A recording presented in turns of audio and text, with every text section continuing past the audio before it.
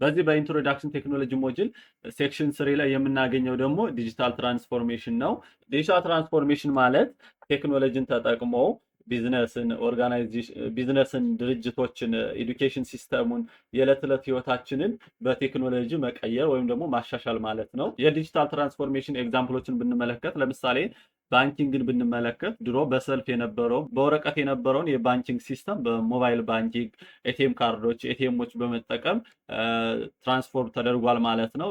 ሌላው ደግሞ ኤዱኬሽን ሲስተሙ ነው። ትራዲሽናል የነበረው ብላክቦርድ ላይ የጻፉ ማስተማር ነበር። አሁን ላይ ግን ስማርት ክላሶችን በመጠቀም ኦንላይን ሌክቸር በመጠቀም የአሲስታንስን በመጠቀም ላፕቶፖችን ኮምፒውተሮችን በመጠቀም የትምህርት ስርዓቱ ትራንስፎር ተደርጓል ማለት ነው። ሌላው ደግሞ ቢዝነስ ነው።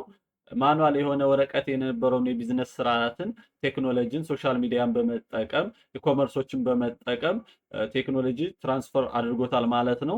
ዲጂታል ትራንስፎርሜሽን ማለት ቴክኖሎጂን ተጠቅሞ ስራን ማዘመን ማቀለል ማለት ነው። በቀላሉ እንደዚህ አድርጋችሁ ተረዱት። ዲጂታል ትራንስፎርሜሽን እነዚህን የመሰሉ ጥቅሞች ካሉት አንዳንድ ቻሌንጆችም አሉት።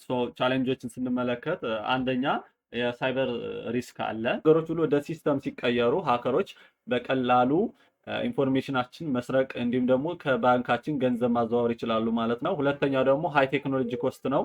እንዳልኳችሁ ወደ ቴክኖሎጂ እየዘመንን ስንመጣ ትልቅ ስቶሬጅ ይኖራል። ስለዚህ ለክላውድ፣ ለሰርቨር፣ ለሶፍትዌሩ፣ ለሃርድዌር ትልቅ በጀት ይወጣል ማለት ነው። ይሄ ደግሞ እንደ አንድ ትልቅ ቻሌንጅ ተደርጎ ይወሰዳል።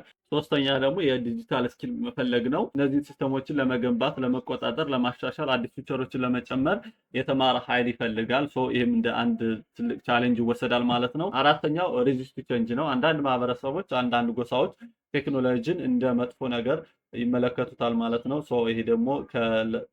ይሄ ደግሞ ለዲጂታል ትራንስፎርሜሽን እንደ አንድ ቻሌንጅ